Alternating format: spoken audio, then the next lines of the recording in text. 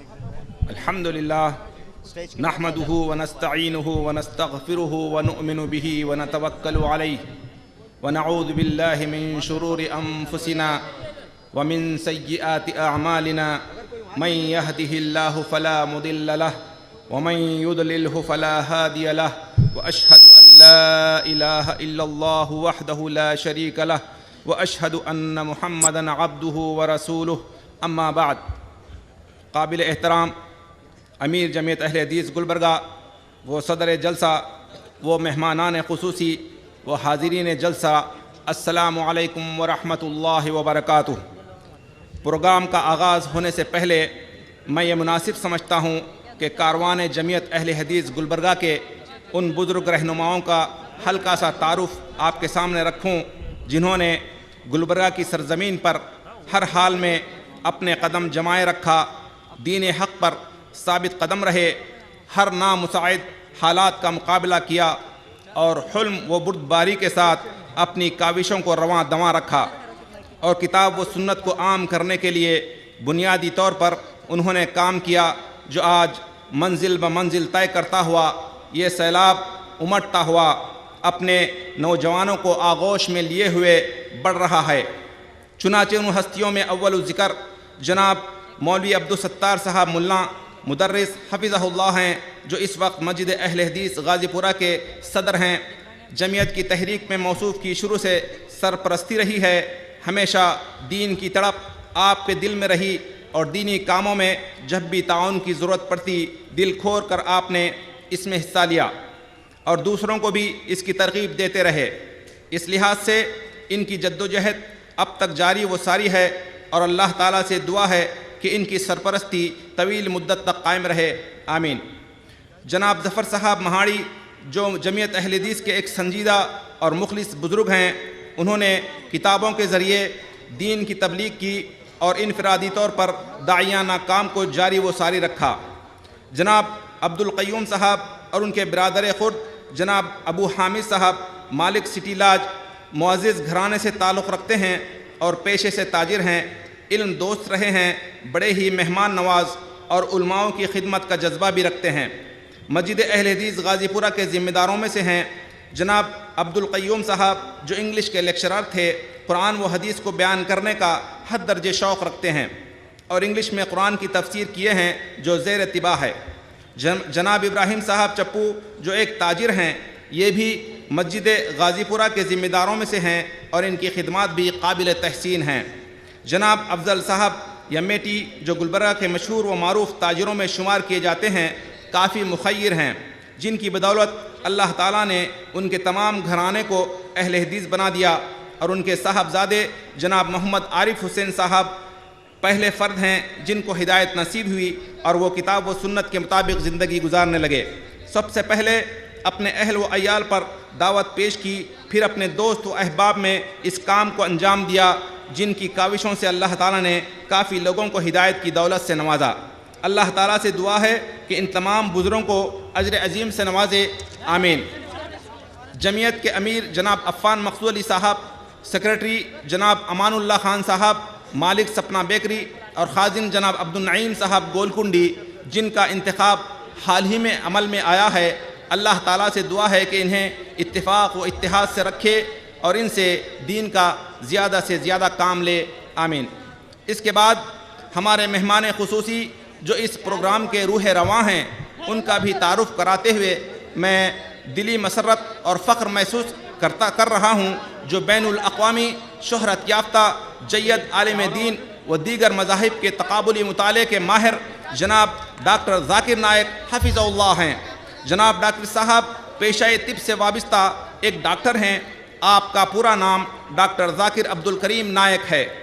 आप 18 अक्टूबर 1965 ईस्वी को मुंबई में तवल्लुद हुए। Saint Peter High School Mumbai से ICSE निसाब के तहत 10वीं जमात का इम्तिहान पास किया। किशन चंद चिलाराम कॉलेज मुंबई से 12वीं जमात के इम्तिहान में कामयाबी हासिल करके Topiwala national medical college Nair hospital Mumbai में ज़ेर तालीम रहे और यूनिवर्सिटी ऑफ बम्बई से MBBS की डिग्री हासिल की। डॉक्टर साहब इस्लामिक रिसर्च फाउंडेशन मुंबई के सदर और IRF एजुकेशनल ट्रस्ट मुंबई के चेयरमैन हैं। इसके अलावा इस्लामिक डायमेंशन मुंबई के सदर की हैसियत से भी आप दावत इस्लामी की तहरीकों के रूह रवां हैं। बैनुल अक़वामी सतह पर कई ममालिक में आपने कामयाब इस्लामी दावती लेक्चर दिए हैं। इस्लाम के पैगाम को मुअस्सर अंदाज में पेश करने की तरबियत के लिए आपने मुसलमानों के कई तरबियती प्रोग्रामों का एहतमाम किया। गुज़िश्ता 6 सालों के दौरान डॉक्टर ज़ाकिर नायक साहब ने इन दावती लेक्चर्स और खिताबात के सिलसिले में अमेरिका, कनाडा, बरतानिया, ऑस्ट्रेलिया, सऊदी अरबिया, कुवैत, बहरीन, कतर, UAE, जनूबी Africa, Singapore, Guyana, Malaysia, Hong Kong, Thailand और दीगर ममालिक का दौरा किया और तकरीबन 600 लेक्चर्स दिए। दीगर मज़ाहिब के दानिश्वर और इल्मी शख्सियात के साथ आपने कई सिम्पोजियम और मनाज़रों में हिस्सा लिया है। 1 अप्रैल 2002 ईस्वी को शिकागो में USA के डॉक्टर विलियम कैंपबेल के साथ साइंस की रोशनी में कुरान और बाइबल उन्वान के तहत डॉक्टर ज़ाकिर नायक साहब का अवामी मुबाहिसा निहायत कामयाब रहा, जो तारीख़ी अहमियत का हामिल है। कई बैनुल अक़वामी TV चैनलों पर 100 से ज़्यादा ममालिक में बिला लिहाज मजहब व मिल्लत करोड़ों लोग डॉक्टर ज़ाकिर नायक साहब के खिताबात, अवामी लेक्चर्स और तरबियती लेक्चर्स से मुस्तफ़ीद होते हैं। आप रेडियो और TV में इंटरव्यू के लिए मुसलसिल मदऊ किए जाते हैं। डॉक्टर साहब के लेक्चर्स के वीडियो कैसेट्स और CD हज़ारों की तादाद में दस्तयाब हैं। आपने इस्लाम और मज़ाहिब के तक़ाबली मुताले के उन्वानात पर कई किताबें लिखी हैं। उर्दू के अलावा इंग्लिश में आपकी किताबें हस्ब ज़ैल हैं। गैर मुस्लिमों की जानिब से आम तौर पर पूछे जाने वाले सवालात के जवाबात, कुरान और जदीद साइंस, दुनिया के बड़े मज़ाहिब में अल्लाह का तसव्वुर, इस्लाम और दहशतगर्दी, इस्लाम में ख़वातीन के हुकूक़, कुरान क्या इसे समझकर पढ़ना चाहिए, क्या कुरान अल्लाह का कलाम है, वगैरह वगैरह। मज़ीद आपके और डॉक्टर साहब के दरमियान हायल होने से गुरेज करते हुए आप लोगों से इतना ज़रूर कहना चाहूँगा कि डॉक्टर साहब के ख़िताब को आप हजरात गौर से सुने और दरमियान समाअत ही अपने जहन में उभरने वाले सवालात को यकजा करके रखें, ताकि सवालात जवाबात की नशिश में आप लोग ज़्यादा से ज़्यादा मुस्तफ़ीद हो सकें, क्योंकि आपके ख़िताब के फ़ौरन बाद सवालात जवाबात की नशिश शुरू होगी इंशाअल्लाह। अब मैं बिला ताख़ीर जनाब डॉक्टर ज़ाकिर नायक साहब हफ़िज़हुल्लाह को दावत सुख़ुन देता हूँ कि वो अपने दीनी और इल्मी ख़िताब से सामीन की प्यास बुझाएँ। अस्सलामु अलैकुम।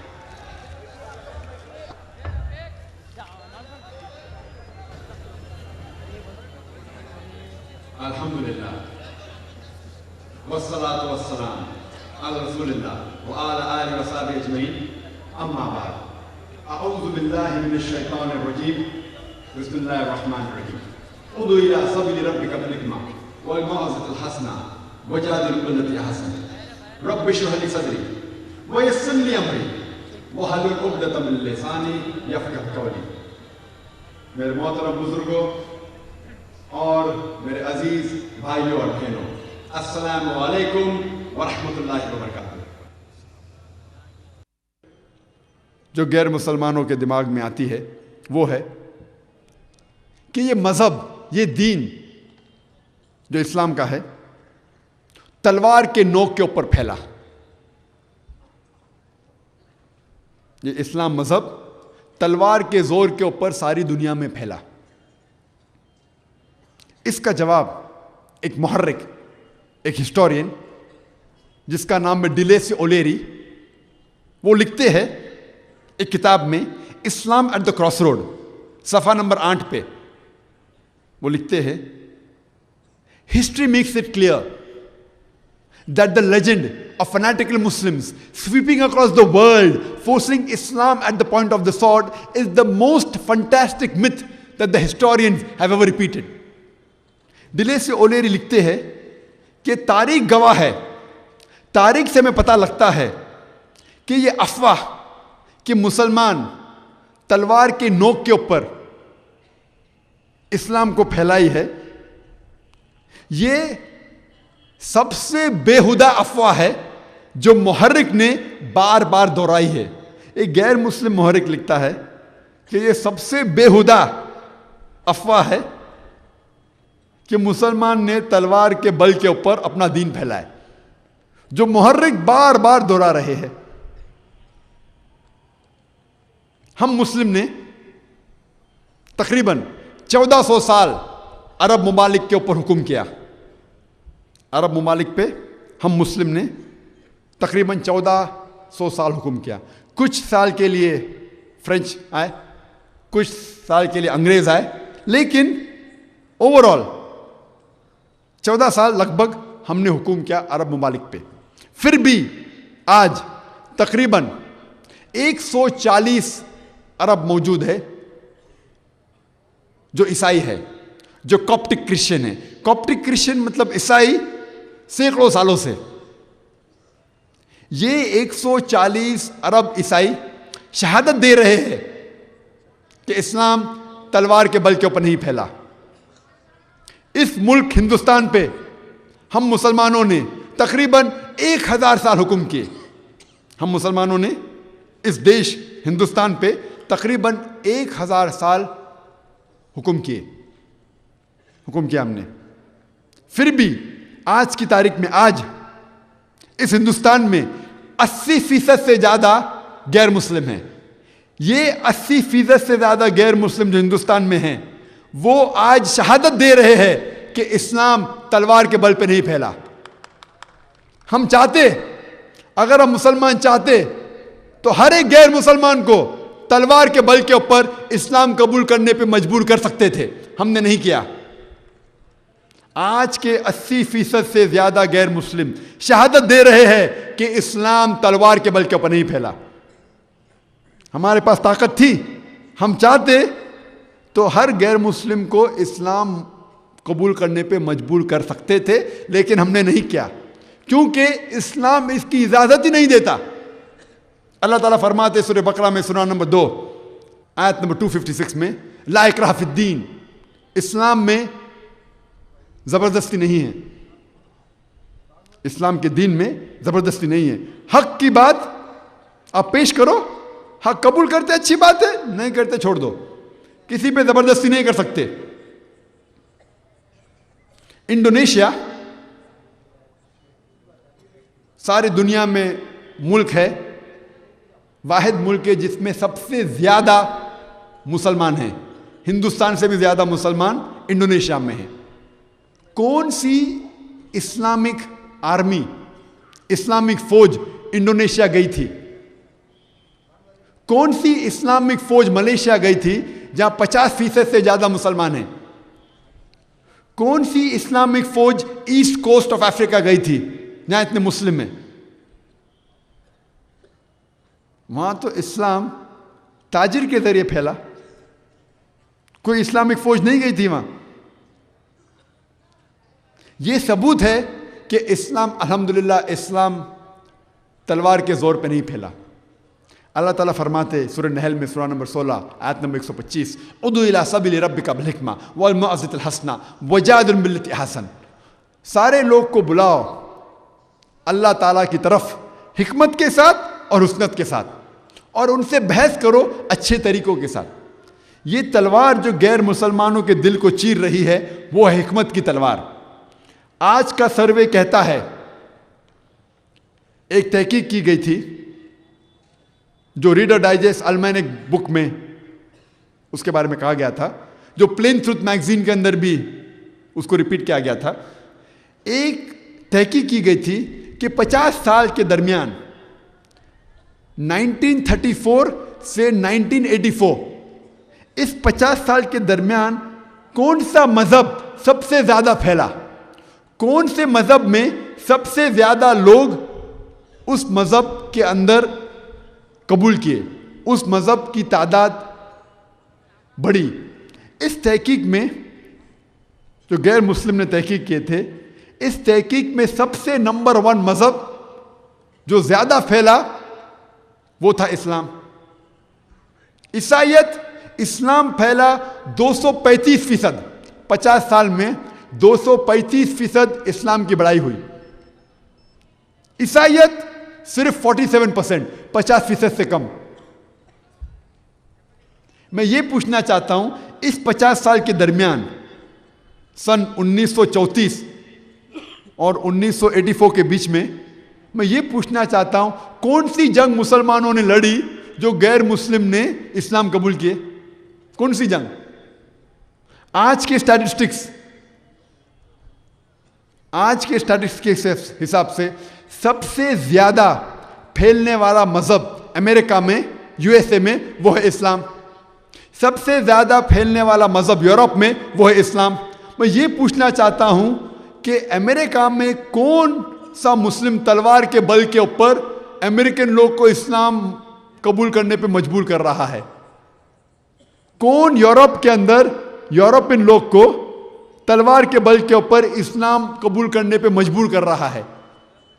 और जो ये मीडिया कहती है कि इस्लाम में ख़वातीन के हुकूक ही नहीं हैं, जो इल्ज़ाम लगाती है, शायद वो नहीं जानती कि जो गैर मुस्लिम, चाहे वो अमेरिका में हो या यूरोप में हो, जो इस्लाम कबूल कर रहे हैं, इसमें से 2/3 65% से ज़्यादा ख़वातीन हैं। अगर इस्लाम ख़वातीन को हुकूक नहीं देता तो ये अमेरिकन और यूरोपियन ख़वातीन इस्लाम क्यों कबूल कर रहे हैं? इससे ये पता लगता है कि ये अमेरिकन और यूरोपियन ख़वातीन अपने माशरे से तंग आ गई है। उनके मुश्किलात का हल सिर्फ इस्लाम मजहब में है, इसीलिए ये ख़वातीन इस्लाम कबूल कर रहे हैं। मैं पूछना चाहता हूं आज की तारीख में कौन ये गैर मुसलमानों को मजबूर कर रहा है तलवार के जोर के ऊपर इस्लाम कबूल करने पे? अल्लाह ताला फरमाते हैं कुरान मजीद में कम से कम 3 जगह, सूरह तौबा में सूरह नंबर 9 आयत नंबर 33 और सूरह सफ सूरह नंबर 61 आयत नंबर 9 में, हुवल्लज़ी अरसल रसूलहु बिल-हुदा वद्दीनिल हक़ लियुज़हिरहु अलद्दीन कुल्लिहि वलौ करिहल मुश्रिकून।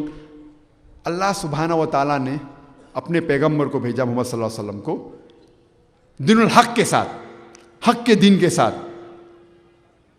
हुवल्लज़ी अरसल रसूलहु बिल-हुदा वद्दीनिल हक़ लियुज़हिरहु अलद्दीन कुल्लिहि, ताकि वो सारे दीनों पे गालिब हो, चाहे वो ईसाई हो, हिंदुइज्म हो, जैनिज्म हो, जुडाइज्म हो, सेकुलरिज्म हो, एथियज्म हो, मॉडर्निज्म हो, इस्लाम, अल्लाह ताला फरमाते वो सारे मज़ाहिब पे, सारे दीनों पे गालिब होगा। वलो करिहल मुश्रिकून, कितना भी मुश्रिक लोग चाहेंगे तो भी ये गालिब होगा। अल्लाह ताला फिर से फरमाते सूरह फतह में सूरह नंबर 48 आयत नंबर 28 में, हुवल्लज़ी अरसल रसूलहु बिल-हुदा वद्दीनिल हक़ लियुज़हिरहु अलद्दीन कुल्लिहि वकफ़ा बिल्लाहि शहीदा, कि अल्लाह सुब्हानहु व तआला ने अपने पैगंबर, अपने रसूल मोहम्मद सल्लल्लाहु अलैहि वसल्लम को भेजा दीनुल हक़ के साथ, ताकि वो सारे मज़ाहिब, सारे दीनों पे गालिब होगा, चाहे वो क्रिश्चियनिज्म हो, हिंदुइज्म हो, जुडाइज्म हो, एथियज्म हो, मॉडर्निज्म हो, सेकुलरिज्म हो, इस्लाम सारे दीनों पे गालिब होगा। वकफ़ा बिल्लाहि शहीदा, और अल्लाह शहादत के लिए काफ़ी है। और इसका जवाब कि इस्लाम दीन तलवार के नोक के ऊपर फैला, इसका जवाब मुख्तसर से एक शख्स डॉक्टर एडम पियर्सन ने दिया। डॉक्टर एडम पियर्सन कहते हैं अंग्रेजी में, people worry that one day nuclear weaponry will fall in the hands of the Arabs. They fail to realize that the Islamic bomb has already been dropped. It fell the day Prophet Muhammad, peace be upon him, was born.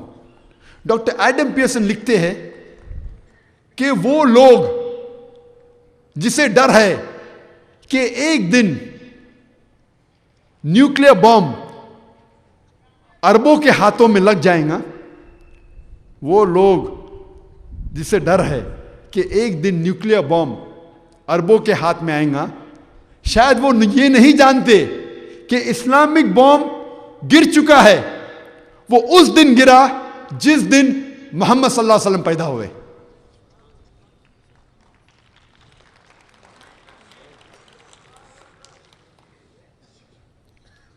एतराज जो गैर मुस्लिम को है इस्लाम के खिलाफ, वो ये है कि इस्लाम में मुसलमान मर्द को एक से ज़्यादा बीवी करने का इख्तियार क्यों है? इस्लाम में ये मुसलमान मर्द एक से ज़्यादा बीवी क्यों रख सकते, उन्हें एतराज़ है। मैं ये कहना चाहता हूँ कि कुरान एक वाहिद मजहबी किताब है सारे दुनिया में।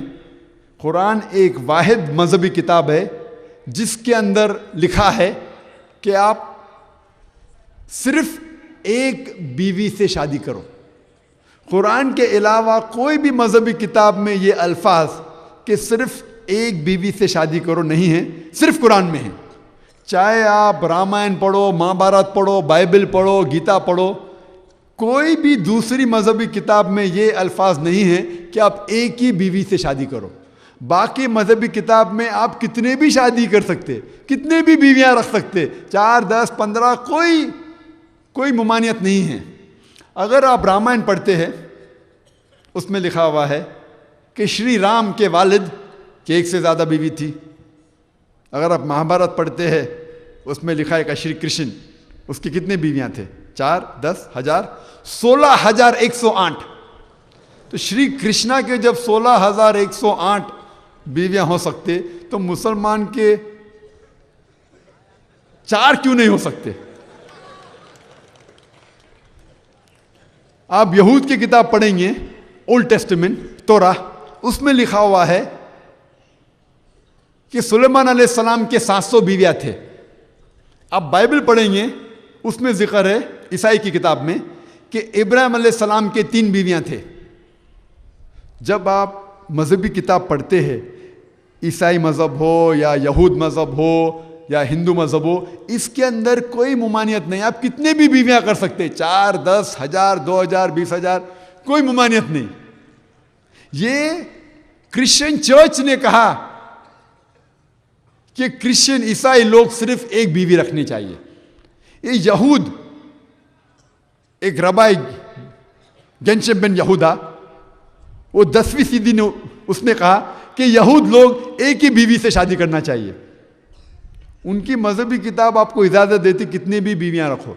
उसी तरीके से हिंदू मज़हब में आप कितनी भी बीवियां रख सकते। वो इंडियन पेनल कोड है, हिंदुस्तान की गवर्नमेंट है जिसने 1954 में 1954 में एक लॉ पास किया, हिंदू मैरिज एक्ट, जिसमें लिखा हुआ है कि हिंदू सिर्फ एक ही शादी कर सकता है, हिंदू मर्द एक ही बीवी रख सकता है। ये हिंदुस्तान की गवर्नमेंट ने लॉ पास किया है, हिंदू मजहबी किताब में नहीं लिखा हुआ है। जब हम गवर्नमेंट की एक किताब का मुताला करते हैं, स्टेटस ऑफ वुमेन इन इस्लाम, सफ़ा नंबर 66, 66 और 67 में लिखा हुआ है, एक तहकीक की गई थी कि हिंदुस्तान में कितने लोग एक से ज़्यादा बीवी रखते हैं।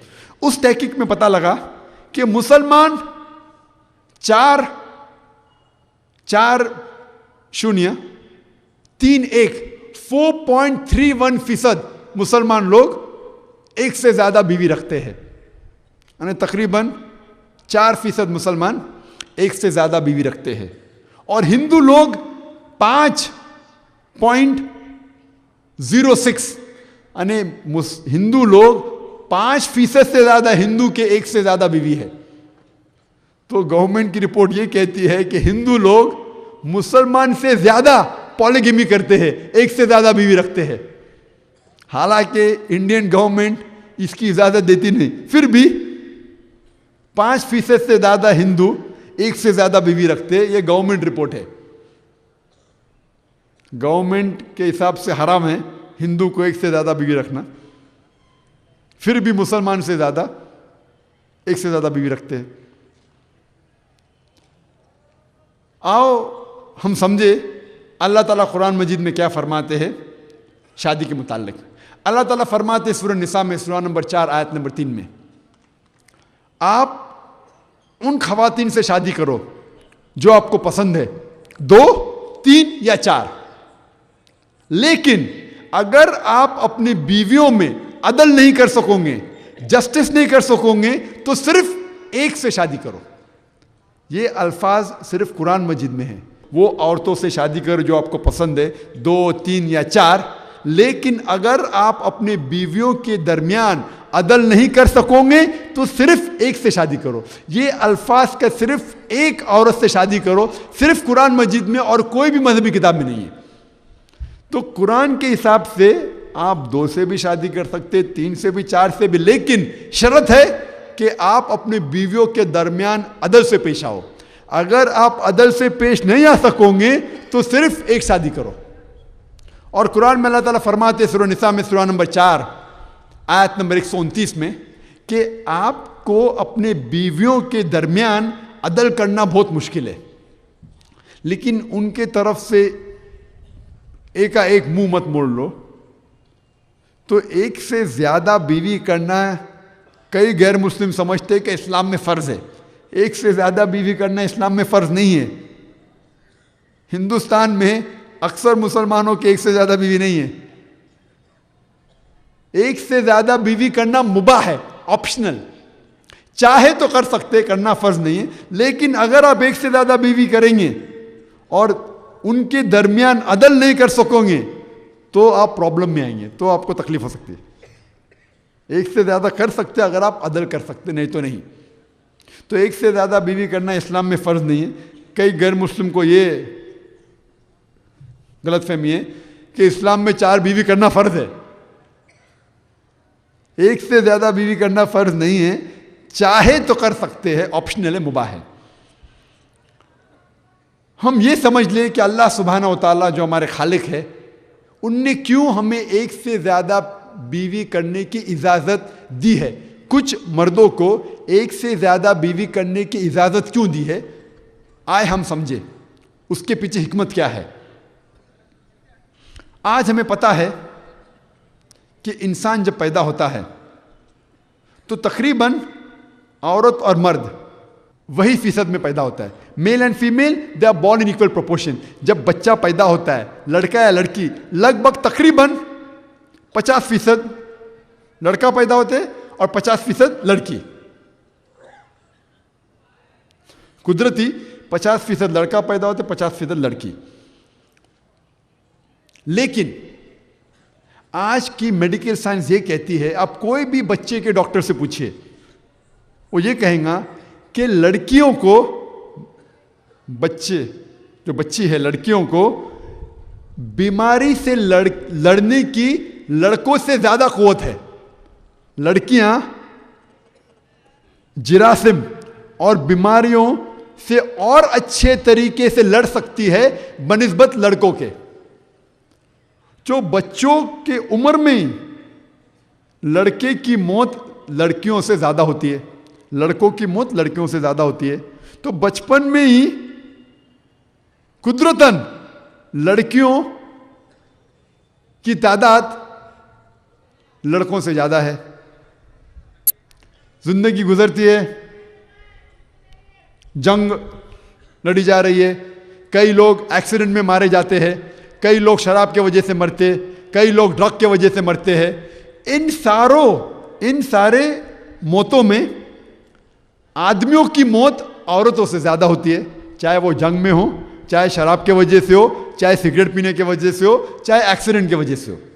हम जानते हैं कि ये सारे मौतों में आदमियों की मौत ज्यादा होती है। आज सारे दुनिया में औरतों मर्द से ज्यादा है। हम अगर गिनेंगे सारे दुनिया में औरतों मर्द से ज्यादा है। कुछ ममालिक में, थर्ड वर्ल्ड कंट्री में, मिसाल के तौर पे इंडिया में, इंडिया एक चंद मुल्कों में, इंडिया के अलावा औरतों की तादाद मर्दों से कम है। इसकी वजह है हिंदुस्तान में आज की रिपोर्ट यह कहती है कि हर रोज हिंदुस्तान में तकरीबन 3000 से ज्यादा औरतें जो पेट से है, जब उन्हें यह पता लगता है कि मेरे पेट में जो बच्चा है वो लड़की है, उस बच्चे को गिरा डालती है। यानी हर साल 10 लाख से ज्यादा मां, हर साल जब उन्हें पता चलता है कि अपने पेट में जो बच्चा है वो लड़की है, वो बच्चे को गिरा डालती है। तमिलनाडु गवर्नमेंट हॉस्पिटल रिपोर्ट के हिसाब से 10 लड़कियां जब पैदा होती है तमिलनाडु गवर्नमेंट हॉस्पिटल में, 4 का कत्ल किया जाता है। ये भयानक हत्या अगर हिंदुस्तान में बंद हो जाएंगी, लड़कियों को पेट से गिराना और लड़कियों को जिंदा मारना, तो इंशाअल्लाह चंद सालों में ही हिंदुस्तान में भी औरतों की तादाद आदमियों से ज्यादा होंगी। आज सर्वे ये कहती है, तहकीक ये कहती है कि न्यूयॉर्क में, सिर्फ न्यूयॉर्क शहर के अंदर 10 लाख से ज्यादा औरतें मर्द से ज्यादा है।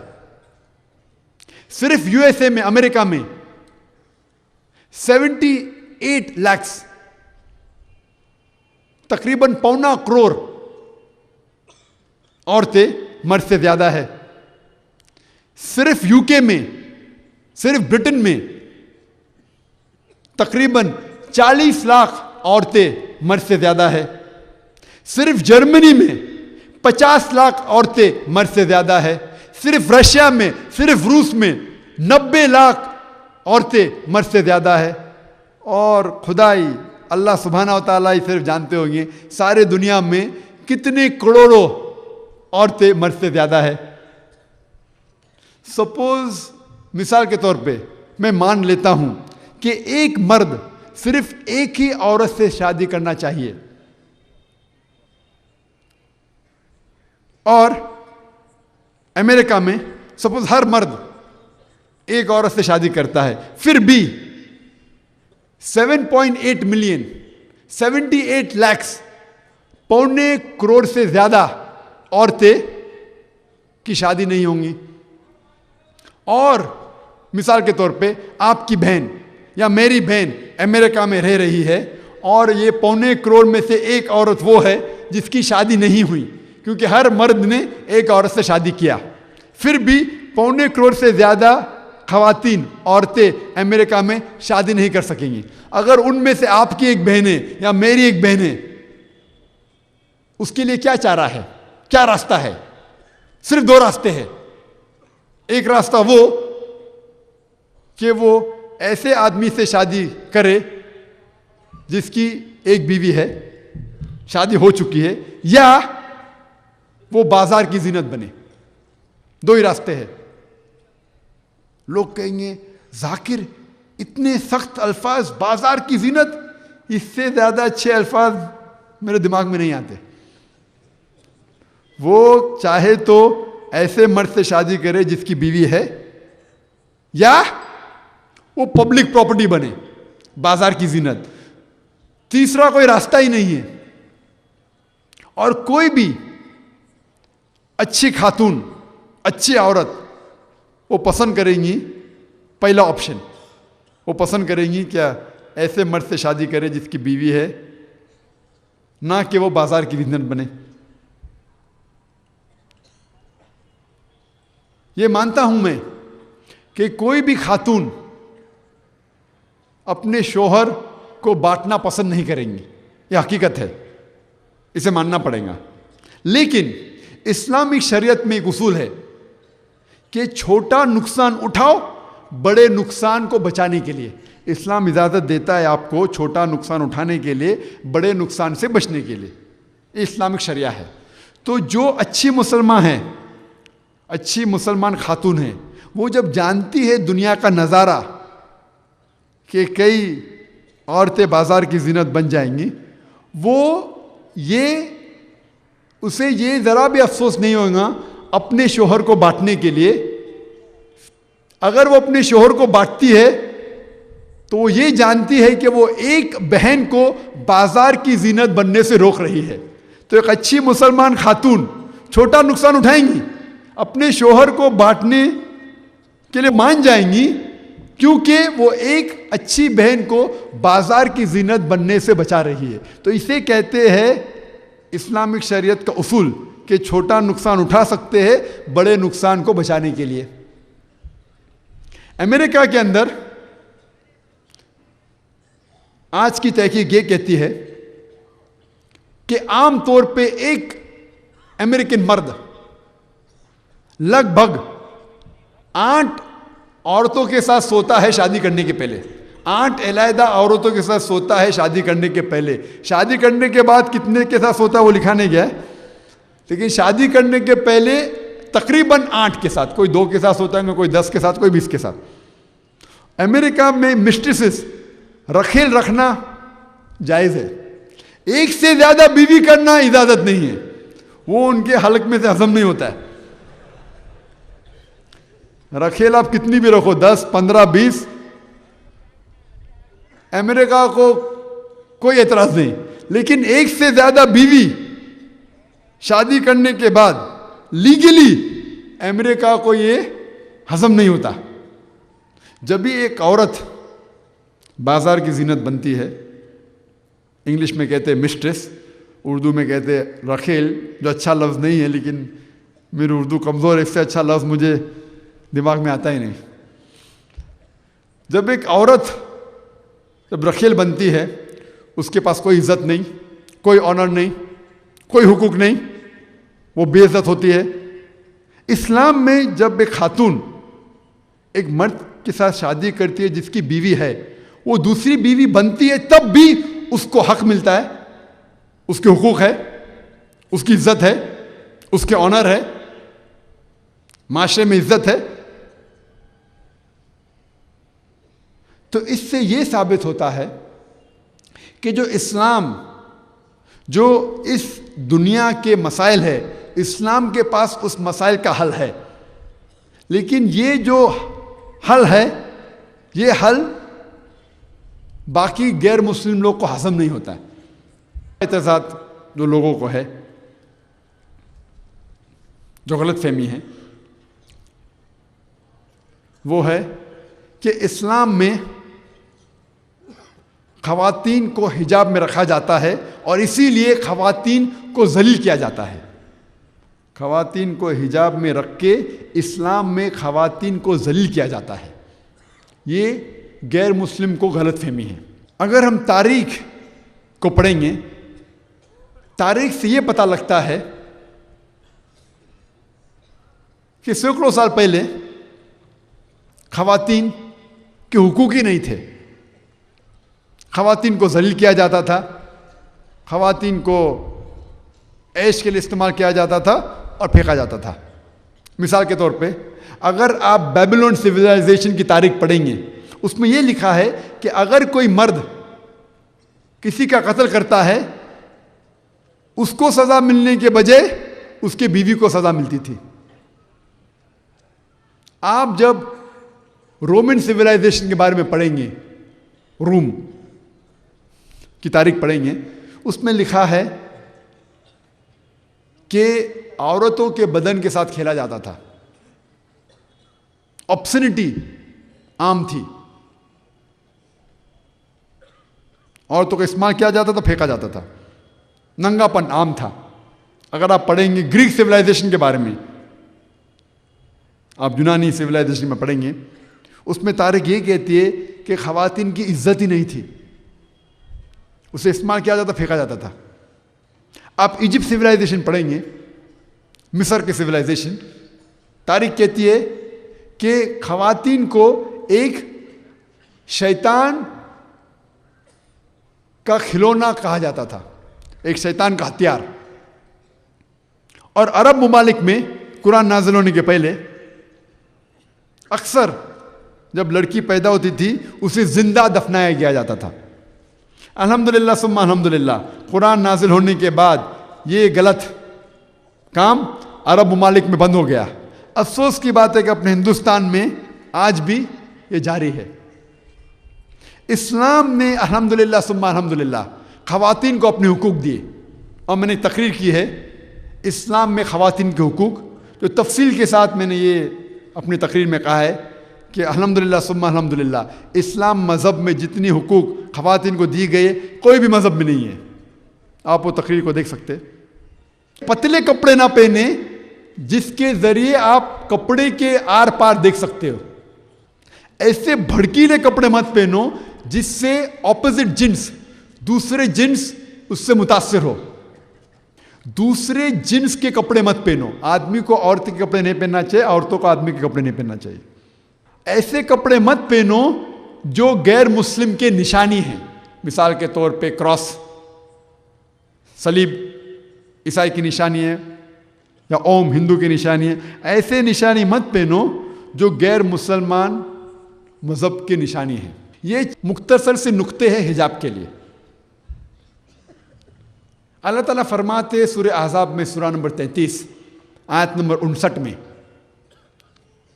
या रसूल कह दो अपने बीवियों से, अपने बेटियों से और मुसलमान खवातीन से कि जब भी वो बाहर जाए तो अपने आप पे चादर ओढ़ ले, जिल्बाब ओढ़ ले, ताकि लोग उन्हें पहचान सके और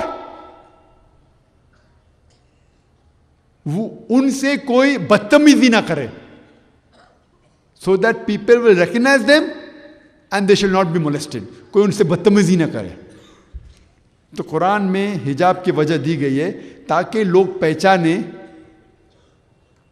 कि वो अच्छे खातून हैं और लोग उनसे बदतमीजी, गंदे हरकतें नहीं करें। मिसाल के तौर पे अगर दो जुड़वा बहन हो, दो जुड़वा बहन है, दोनों खूबसूरत है, यकसा खूबसूरत है, और दोनों जुड़वा बहन गुलबर्गा के सड़कों पे चल रही है। एक पहनती है इस्लामिक हिजाब, सारा बदन ढका हुआ, सिर्फ चेहरा और हाथ दिखता है, और दूसरी बहन पहनती है मगरबी लिबास, मिनी स्कर्ट्स या शॉर्ट्स।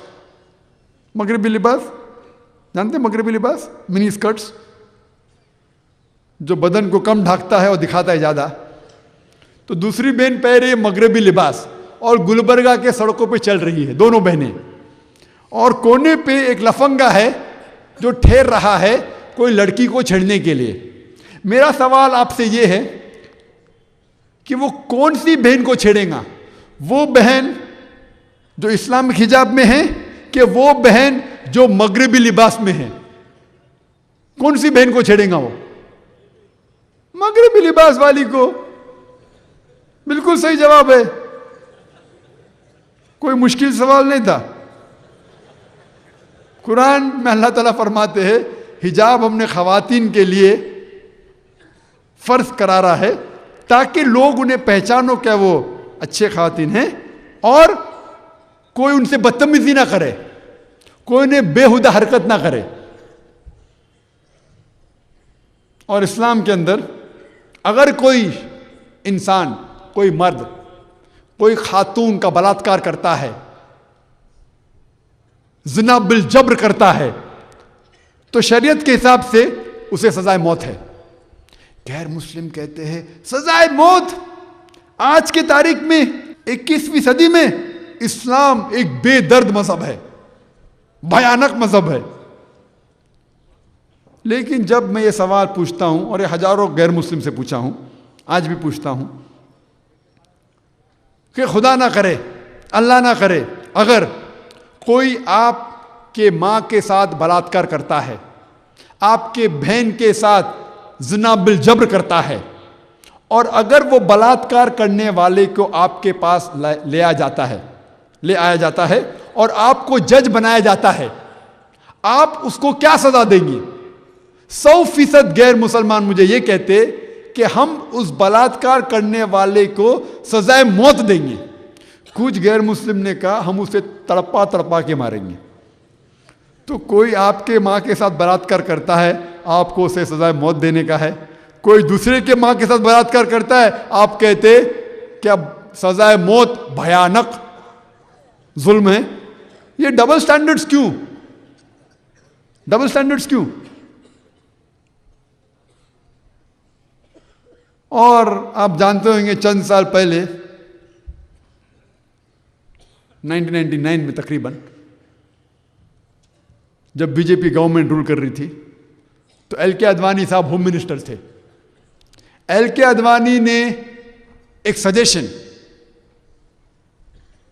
सजेशन दिया था कि बलात्कार करने वाले को सजाए मौत होना चाहिए। उन्होंने कहा था पार्लियामेंट में, मैं अल्हम्दुलिल्लाह सुम्मा अल्हम्दुलिल्लाह एल के अडवाणी साहब के मशवरों को तस्लीम करता हूं, अल्हम्दुलिल्लाह। बाकी बात मैं चाहे उनकी मानू ना मानू, ये बात पे हमें उन्हें मुबारकबाद देनी होगी कि माशाअल्लाह उनका मशवरा बहुत अच्छा था। क्या बलात्कार करने वाले को सजाए मौत होना चाहिए। हो सकता है कि अगला होम मिनिस्टर कहेगा कि हर खवातीन को हिंदुस्तान में हिजाब करना चाहिए, हो सकता है।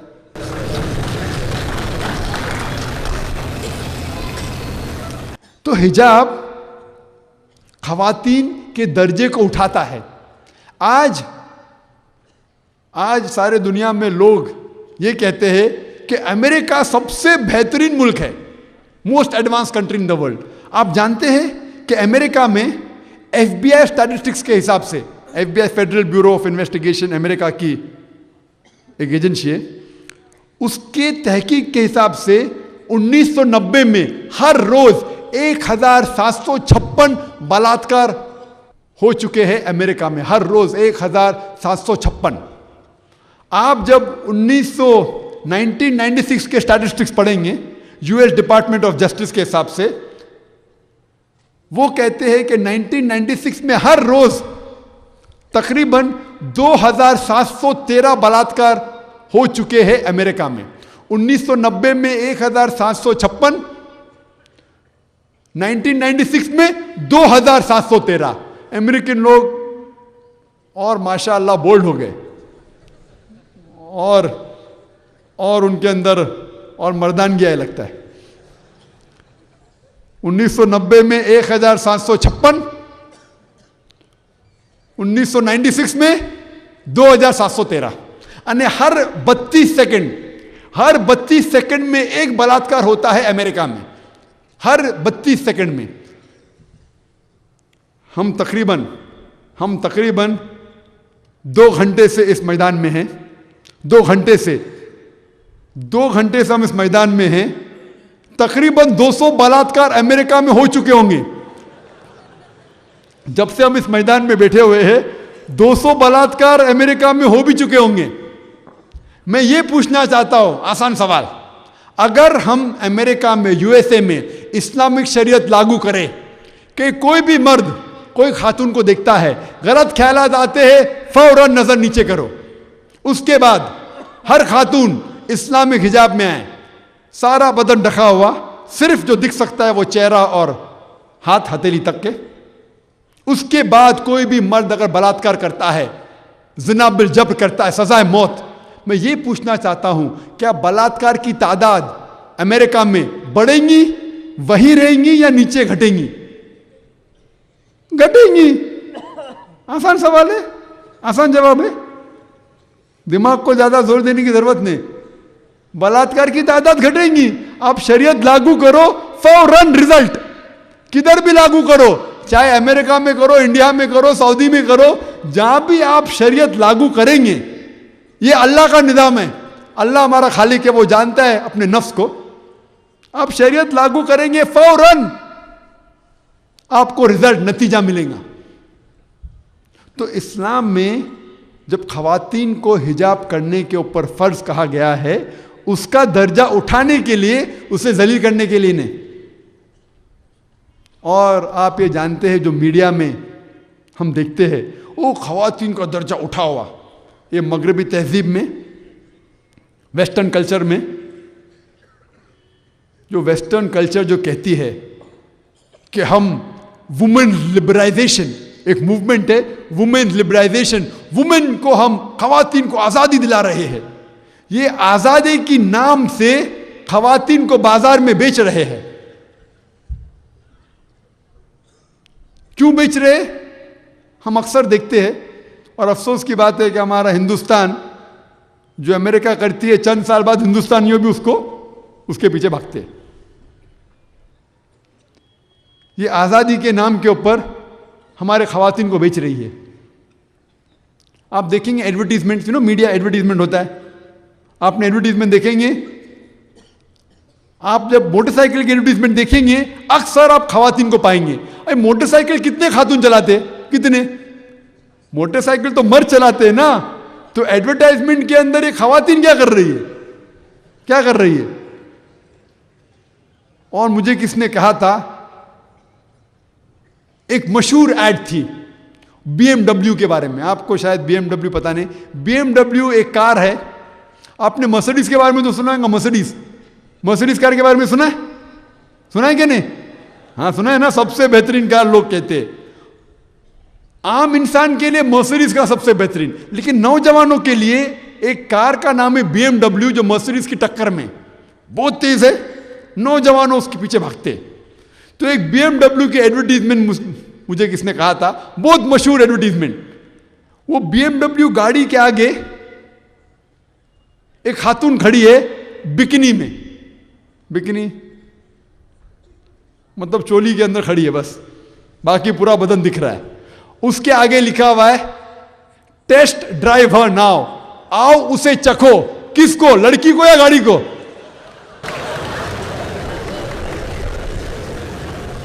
खवातीन के आजादी के नाम पे अपने माओ को बेच रहे, अपने बहनों को बेच रहे। हम इस्लाम में हम हमारे माओ को बेचना नहीं चाहते, हम उनकी इज्जत करते। तो हिजाब खवातीन की इज्जत बढ़ाता है, उसे जलील नहीं करता। ये आज़ादी की नाम पे खवातीन की आज़ादी नाम पे अमेरिका में खवातीन को बेचा जाता है। तो लोगों को गलत फहमी है, हिजाब खवातीन की इज्जत बढ़ाती है, घटाती नहीं। एतराज़ात जो गैर मुस्लिम को है इस्लाम के मुतालिक, वो है कि इस्लाम में मुसलमान को गोश्त खाने की इजाज़त क्यों है?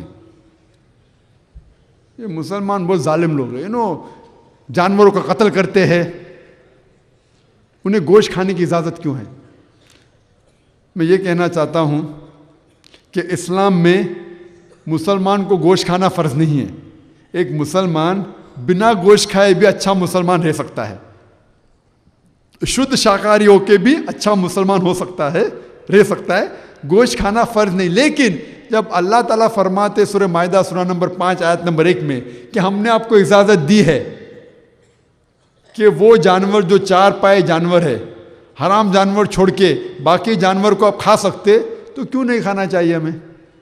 अल्लाह ताला फरमाते सूरह नहल के अंदर भी, सूरह मोमिनीन में भी, सूरह नंबर 16 सूरह नंबर 23 आयत नंबर 21 में, क्या आप जो हलाल जानवर उसे खा सकते?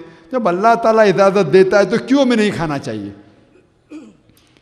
आज की साइंस ये कहती है कि गोश्त में ज़्यादा प्रोटीन्स है जो इंसान के लिए ज़रूरी है, जो आपको भाजी पाले में नहीं मिल सकते। गोश्त के अंदर ज़्यादा आयरन है जो इंपॉर्टेंट है। और जब हम तहकीक करते हैं हमें यह पता लगता है कि आप जब वेजिटेरियन हर्बीवोरस एनिमल को देखेंगे, हर्बीवोरस एनिमल मतलब वो जानवर जो सिर्फ घास खाते हैं, शुद्ध शाकाहारी जानवर जो होते हैं, अगर आप उनके दांतों को देखेंगे, उनके दांतें चपटे हैं, उनके दांत चपटे हैं। भेड़, बकरी, गाय, उनके दांत को देखो चपटे, सिर्फ घास खा सकते, गोश्त को खाते ही नहीं, उनके दांत चपटे हैं। जब आप मांसाहारी जानवर को जब देखेंगे, कार्निवोरस एनिमल कहते हैं अंग्रेजी में, उनके दांत नोकीले, वो सिर्फ गोश्त खाते हैं। मिसाल के तौर पे शेर बब्बर, लेपर्ड, चीता सिर्फ गोश्त खाते हैं, वो घास को छूते भी नहीं। उनके दांत को आप देखेंगे, उनके दांत नोकीले। जब हम अपने दांत आईने में देखेंगे, इंसान अपने दांत आईने में देखेंगे, हमारे पास चपटे भी दांत है और नोकीले दांत भी है। अगर खुदा चाहता था कि हम सिर्फ घास फूस खाए, तो ये नोकीले दांत क्यों हमें दिया? गोश्त खाने के लिए। आम अक्ल की बात है, आपको डॉक्टर होने की जरूरत नहीं है। नोकीले दांत अल्लाह ने क्यों दिया? गोश्त खाने के लिए। अगर खुदा चाहता था कि हम सिर्फ घास खाए, तो ये नोकीले दांत क्यों दिए? आज की साइंस ये कहती है कि ये हर्बीवोरस जो जानवर है, गाय, बकरी, ये जानवर सिर्फ घास को हजम कर सकते हैं, वेजिटेबल्स, भाजी पाला हजम कर सकते हैं। गोश्त को हजम ही नहीं कर सकते। ये जो दूसरे जानवर है, शेर, चीता, जो मांसाहारी जानवर है, गोश्त खाने वाला जानवर, सिर्फ गोश्त को हजम कर सकते, भाजी पाला हजम ही नहीं कर सकते। इंसान का डाइजेस्टिव सिस्टम, जो हजम करने की ताकत है अल्लाह ताला ने हमें दी है, वो घास को भी हजम कर सकती है, भाजी पाला भी, गोश्त भी। अगर अल्लाह ताला खुदा चाहता था कि हम सिर्फ घास खाए, तो हमें गोश्त हजम करने की कोत क्यों दी? और लोग को गलतफहमी है कि हिंदू मज़हब में गोश्त खाना हराम है। हिंदू मज़हब में गोश्त खाना हराम नहीं। कई हिंदू किताबों के हवाले में आपको दूंगा जिसके अंदर गोश्त खाना जायज़ है। आप अगर मनुस्मृति पढ़ेंगे, चैप्टर नंबर 5 वर्ष नंबर 30 में लिखा है कि खुदा ने कुछ जानवर बनाए खाने के लिए और कुछ जानवर को खा जाने के लिए। मतलब कुछ जानवर को दूसरे का खाना बनने के लिए अल्लाह ने बनाया है, कुछ जानवर को खाने के लिए बनाया है। अगर आप वो जानवर खाते हैं जो खुदा ने खाने के लिए बनाया है, तो आप कोई गुनाह नहीं कर रहे हैं। आगे पढ़ेंगे मनुस्मृति चैप्टर नंबर 5 वर्ष नंबर 31 में लिखा है कि कुछ जानवर को पैदा किया गया है सैक्रिफाइस के लिए, कत्ल के लिए, पूजा के लिए। अगर वो जानवर आप खाते हैं तो कोई गुनाह नहीं कर रहे हैं। आगे लिखा है मनुस्मृति चैप्टर नंबर 5 आयत नंबर 40 के अंदर, वर्ष नंबर 40 में लिखा गया है कि अगर आप वो जानवर का कत्ल करते हैं जो इजाज़त है और उसको खाते हैं तो कोई गुनाह नहीं कर रहे।